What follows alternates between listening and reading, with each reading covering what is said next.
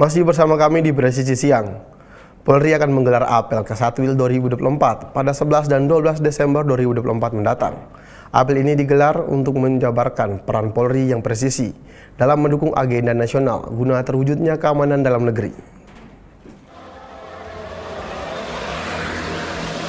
Apel Kasatwil tahun ini akan mengangkat tema peran Polri yang presisi dalam mendukung agenda nasional 2024 guna mewujudkan keamanan nasional. Berbagai persiapan pun terus disempurnakan untuk mendukung kelancaran pelaksanaan Apel Kasatwil 2024 yang akan berlangsung selama 2 hari ini. Terlebih Apel Kasatwil tahun ini akan diisi sejumlah pembicara utama, diantaranya Kapolri, Panglima TNI, hingga Menteri Dalam Negeri, Menteri Pertanian, dan Menteri Kelautan dan Perikanan. Apel Kasatwil 2024 ini digelar untuk menjabarkan peran Polri yang presisi dalam mendukung agenda nasional guna terwujudnya keamanan dalam negeri. Apel ini juga akan digelar untuk menyampaikan pola pikir, pola sikap, dan pola tindak para Kasatker, Kasatwil, dan Pati Polri dalam mendukung agenda nasional.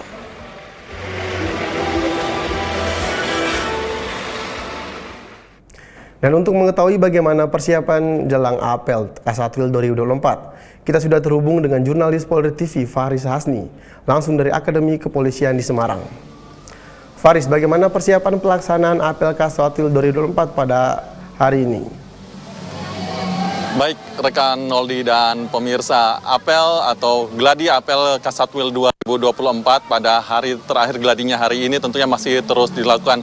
Gladi sendiri sebenarnya ada beberapa tahapan, kemudian ada di beberapa titik. Jadi ada sejumlah titik di bagian depan di Akpol, tentunya di Akademi Kepolisian Semarang, tempat saya melaporkan saat ini. Kemudian ada sejumlah titik iringan, jadi ada beberapa titik yang dibagikan untuk melihat bagaimana nanti prosesi akan berjalan selanjutnya sebelum pada gedung utama pelaksanaan pada gedung Cendrawasih tentunya.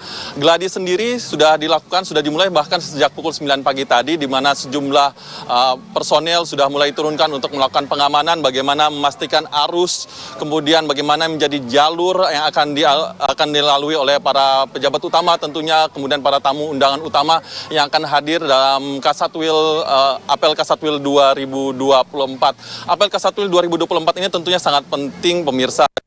Diketahui bahwa ada sejumlah tamu undangan pembicara utama yang akan hadir dalam pelaksanaan Apel Kasatwil 2024 yang akan berlangsung selama 2 hari, yaitu pada hari Rabu dan hari Kamis 11 dan 12 Desember 2024. Pembicara utama diantaranya adalah Kapolri tentunya, Jenderal Polisi Listio Sigit Prabowo, kemudian ada juga Panglima TNI, Jenderal TNI Agus Subianto. Kemudian tidak hanya itu, Kapolri akan memberikan arahan kepada para personelnya, kemudian kita ketahui ada seluruh Kapolda yang akan hadir, bahkan para Kapolres juga akan dihadirkan pada Apel Kasatwil 2024 ini. Tidak hanya Kapolri, Panglima TNI juga akan menjadi pembicara pada pemaparannya pada esok hari tentunya. Dan tidak hanya itu pemirsa, ada para tamu utama lainnya, diantaranya adalah Menteri Dalam Negeri, Jenderal Polisi Purnawirawan Tito Karnavian, kemudian ada Menteri Kelautan dan Perikanan, kemudian juga ada Menteri Pertanian. Mengapa agenda Kasatwil 2024 ini, Apel Kasatwil 2024 ini sangat penting? Karena ini adalah momen awal atau momen untuk mensinkronkan lebih dalam lagi upaya apa yang menjadi asta cita dari Presiden Prabowo Subianto dalam pemerintahan Kabinet Merah Putih ini, tentunya bersama jajarannya para menteri dan juga kepolisian, bahkan hingga TNI, karena Panglima TNI tentunya akan menjadi pembicara di sini. Jadi sinkron ini tidak hanya berlangsung secara mandiri oleh kepolisian, namun juga ada dari pemerintah, kemudian ada juga dari TNI. Sinkron ini diperlukan pemirsa untuk membangun bagaimana apa yang menjadi upaya tujuan dari asta cita pemerintahan Prabowo Gibran yang pada poin ke-6-nya itu memulai dari desa. Karena kita ketahui pemirsa bagaimana kepolisian memiliki personel hingga ke desa-desa. Nah, ini penting juga pemirsa bagaimana gerakan dari untuk memadukan ketahanan pangan, meningkatkan ketahanan pangan Indonesia, memastikan bahwa kita berdikari secara pangan mulai dari desa, tentunya sesuai dengan poin ke-6 asta cita dapat bisa digerakkan. Polri pun tidak hanya untuk segera berkoordinasi, namun juga menyiapkan personelnya. Ada 600 Bakomsus atau bintara berkompetensi khusus yang sudah disiapkan, mulai dari mereka yang memiliki keahlian di bidang pertanian, perikanan, perkebunan, itu diturunkan semua untuk memastikan bahwa masyarakat mendapatkan pendampingan yang baik sekali dan memastikan bahwa masyarakat juga dapat mandiri, ketahanan pangan mandiri sejak level terbawah.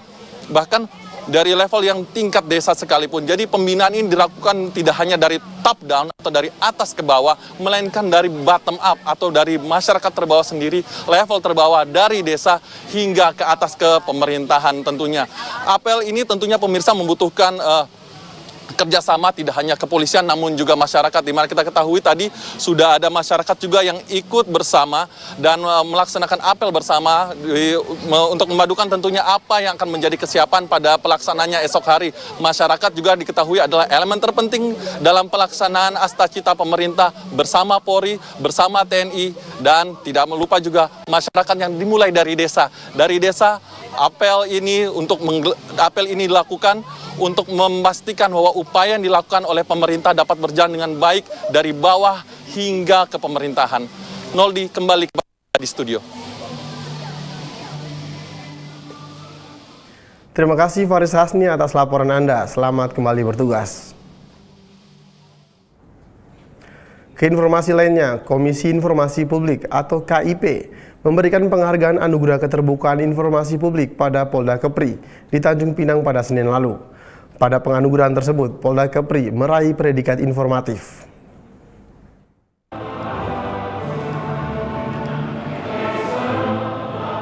Penghargaan ini diberikan langsung oleh Komisi Informasi Provinsi Kepulauan Riau, Arison, kepada Kabid Humas Polda Kepri, Kombes Pol Zawani Pandra Arsyad.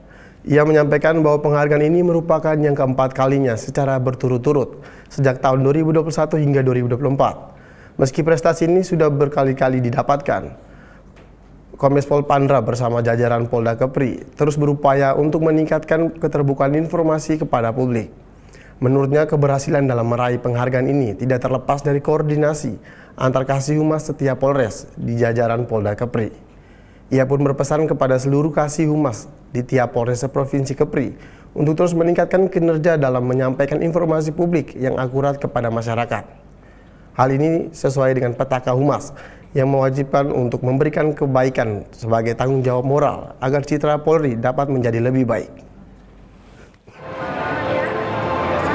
Polda Kepulauan Riau itu mendapatkan suatu prestasi ini sudah 3 kali berturut-turut.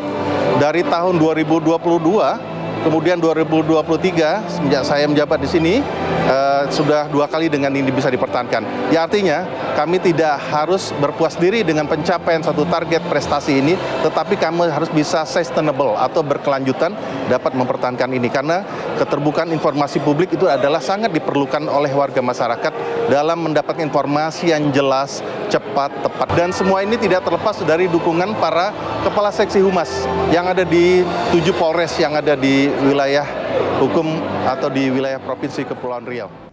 Terkait prestasi Polri lainnya, Polda Bengkulu berhasil meraih 2 penghargaan bergengsi dalam ajang KPK Award 2024 yang digelar dalam rangka peringatan Hari Anti Korupsi Sedunia 2024. Penghargaan ini diberikan sebagai apresiasi atas kontribusi Polda Bengkulu dalam penegakan hukum tindak pidana korupsi.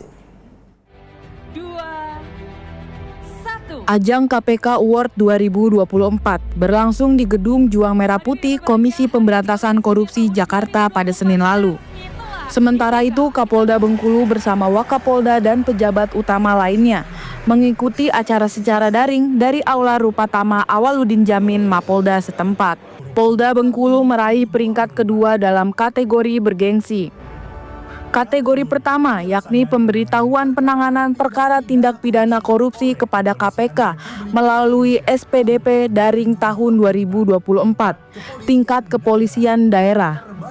Dalam kategori ini, Polda Bengkulu berhasil mengungguli sejumlah polda lainnya dan meraih posisi kedua. Polda Bengkulu juga meraih peringkat kedua dalam kategori penyelesaian penanganan perkara tindak pidana korupsi oleh Kepolisian Republik Indonesia tahun 2024, tingkat kepolisian daerah.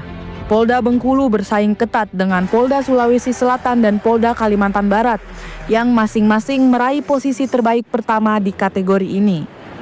Penghargaan ini diberikan sebagai apresiasi atas kontribusi Polda Bengkulu dalam penegakan hukum tindak pidana korupsi.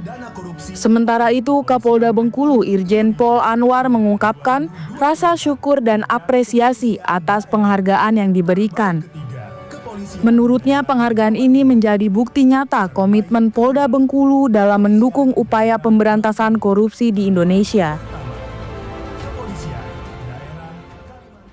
Sementara itu di cabang olahraga, tim Taekwondo Garuda Bayangkara Presisi Polri kembali menambah koleksi medali di kejuaraan Taekwondo Polisi Terbuka 2024 di Quang Ninh, Vietnam pada hari kedua. Dari hasil ini secara keseluruhan, tim Taekwondo Garuda Garba Presisi Polri memperoleh 8 medali emas, 6 perak, dan 4 perunggu. Oke. Bribda Iya, Polwan Polres Banjar, Polda Kalsel, yang merupakan salah satu atlet kejuaraan Taekwondo ASEAN Polish Vietnam 2024. Perwakilan dari Polda Kalsel berhasil meraih 2 medali emas, yaitu 1 medali emas kategori Pomsai individual senior putri U34 dan 1 medali emas kategori Pomsai Pair senior U34. Irwasum Polri, Komjen Pol Dedi Prastio, yang juga Ketua Harian Komite Olahraga Polri, menyampaikan rasa bangga dan terima kasih atas capaian tim Taekwondo Garuda Garba Presisi Polri atas prestasi para atlet di Vietnam. Mereka tidak hanya membawa nama baik Polri, tapi juga mengharumkan nama Indonesia lewat hasil kerja keras mereka.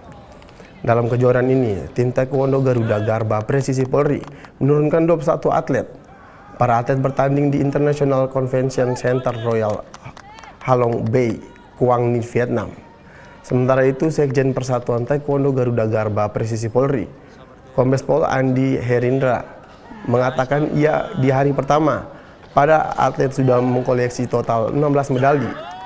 Dan di hari kedua, tim berhasil menambah 1 medali emas dan 1 medali perak. Oke. Polres Magelang Kota menggelar apel gelar pasukan kesiapsiagaan bencana untuk menanggulangi potensi bencana alam dengan melibatkan 396 personel dari TNI Polri dan instansi terkait. Informasinya akan hadir usai jeda berikut ini.